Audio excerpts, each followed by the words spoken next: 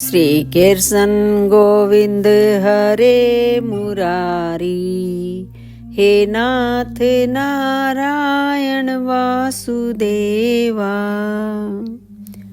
श्रीमद् भागवत को नमस्कार, व्यासदेव जी को नमस्कार, श्री सुखदेव जी को नमस्कार, श्री विदुर जी को नमस्कार करके आज के अध्याय का आरंभ करते हैं।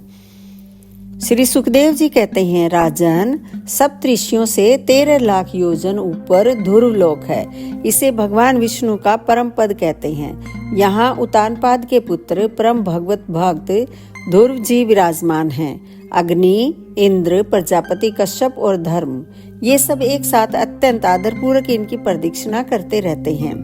अब भी कल्प पर्यंत रहने वाले लोग इन्हीं के आधार स्थित हैं। इनका इस लोक का प्रभाव हम पहले चौथे स्कंद में वर्णन कर चुके हैं। सदा जागते रहने वाले अव्यक्त गति भगवान काल के द्वारा जो ग्रह, नक्षत्र आदि ज्योतिर्गण निरंतर घुमाए जाते हैं, भगवान ने ध्रुव लोक को ही उन सब के आधार स्तंभ रूप से नियुक्त किया है। अतः यह एक ही स्थान में रहकर सदा प्रकाशित होता है। जिस प्रकार दाएं चलाने के समय अनाज को खूंदने वाले पशु छोटी, बड़ी और मध्यम रस्सी में बंधकर क्रमशः निकट, दूर और मध्य में रहकर खंबे के चारों ओर मंडल बांधकर घूमते रहते हैं, उसी प्रकार सारे नक्षत्र और ग्रहगण बाहर भीतर के क्रम से इस काल चक्कर में नियुक्त होकर ध्रुव लोक का ही आश्रय लेकर वायु की प्रेरणा से कल्प के अंत तक घूमते रहते हैं। जिस प्रकार मेघ और बाज आदि पक्षी अपने कर्मों की सहायता से वायु के अधीन रहकर आकाश में उड़ते रहते हैं, उसी प्रकार ये ज्योतिर्गण भी प्रकृति और पुरुष के संयोगवश अपने अपने कर्मों के अनुसार चक्कर काटते रहते हैं, पृथ्वी पर नहीं गिरते। कोई कोई पुरुष भगवान की योग माया के आधार पर स्थित इस ज्योतिष चक्र का शिशुमार यानी सूंस के रूप में वर्णन करते हैं। यह शिशुमार कुंडली मारे हुए है और इसका मुख नीचे की ओर है। इसकी पूंछ के सिरे पर ध्रुव स्थित है। पूंछ के मध्य भाग में प्रजापति, अग्नि, इंद्र और धर्म हैं। पूंछ की जड़ में धाता और विधाता हैं। इसके कटी प्रदेश में सप्तऋषि हैं। यह शिशुमार दाहिनी ओर को सिकुड़कर कुंडली मारे हुए है। ऐसी स्थिति में अभिजीत से लेकर पुनर्वसु पर्यंत जो उत्तरायण के 14 नक्षत्र हैं, वे इसके दाहिने भाग में, और पुष्य से लेकर उत्तराषाढ़ा पर्यंत जो दक्षिणायन के 14 नक्षत्र हैं, वे बाएं भाग में हैं। लोक में भी जब शिशुमार कुंडलाकार होता है, तब उसके दोनों ओर के अंगों की संख्या समान रहती है। उसी प्रकार यहाँ नक्षत्र संख्या में भी समानता है।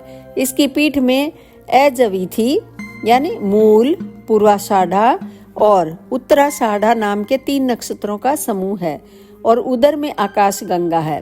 राजन, इसके दाहिने और बाएं कटे तटों में पुनर्वसु और पुष्य नक्षत्र हैं।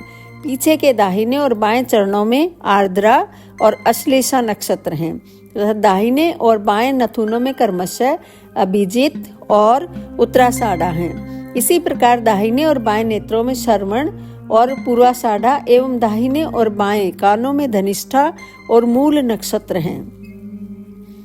मघा आदि दक्षिणायन के 8 नक्षत्र बाईं पसलियों में, और विपरीत कर्म से मृगशिरा आदि उत्तरायण के 8 नक्षत्र दाहिनी पसलियों में हैं। शतभिषा और ज्येष्ठा ये 2 नक्षत्र क्रमशः दाहिने और बाएं कंधों की जगह हैं। इसकी ऊपर की थूथनी में अगस्त्य, नीचे की ठोडी में नक्षत्र रूप यम, मुखों में मंगल, लिंग प्रदेश में शनि, ककुद में बृहस्पति, छाती में सूर्य, हृदय में नारायण, मन में चंद्रमा, नाभि में शुक्र, स्तनों में अश्विनी कुमार, प्राण और अपान में बुध, गले में राहु, समस्त अंगों में केतु और रोमों में संपूर्ण तारागण स्थित है। राजन, यह भगवान विष्णु का सर्वदेवमय स्वरूप है। इसका नित्य प्रति सायंकाल के समय पवित्र और मौन होकर दर्शन करते हुए चिंतन करना चाहिए तथा इस मंत्र का जप करते हुए भगवान की स्तुति करनी चाहिए। संपूर्ण ज्योतिर्गणों के आश्रय, काल चक्र स्वरूप, सर्वदेवाधिपति परम पुरुष परमात्मा का हम नमस्कार पूर्वक ध्यान करते हैं। ग्रह, नक्षत्र और ताराओं के रूप में भगवान का आदि दैविक रूप प्रकाशित हो रहा है।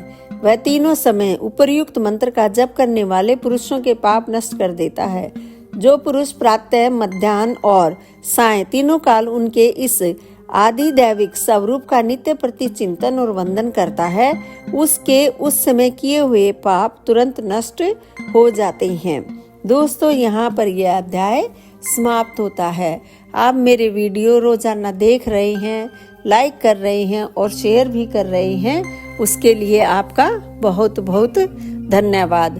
यदि दोस्तों आपको मेरे वीडियो अच्छे लगते हैं तो मेरे चैनल को सब्सक्राइब कर लें ताकि आने वाला हर वीडियो आप तक पहुंच सके। धन्यवाद दोस्तों।